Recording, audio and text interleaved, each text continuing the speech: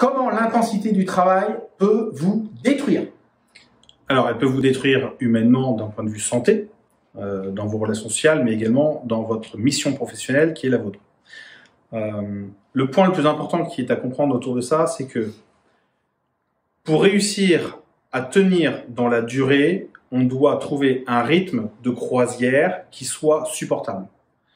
Au travers de ça, il y a un point d'extrême vigilance que vous devez avoir, c'est que si vous avez des travaux particulièrement intenses à réaliser, vous devez avoir des moments compensatoires de récupération, de repos et de libération d'un point de vue neuronal et cérébral qui soient en proportion.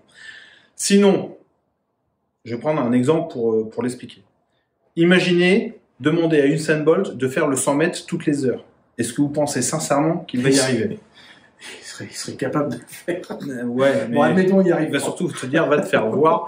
T'inquiète, ça va bien se passer. Et dans le t'inquiète, ça va bien se passer, tu le feras sans moi.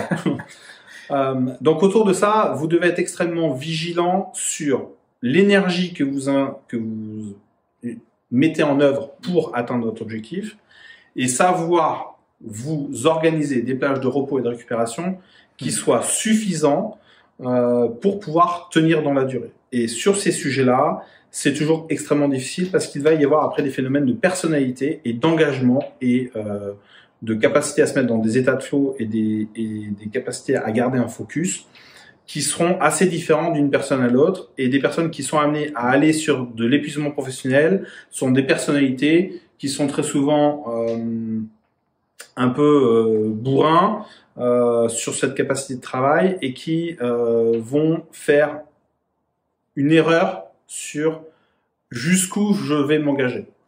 Et la difficulté, c'est que quand ils le font une fois, ils sont potentiellement amenés à le refaire. On est sur...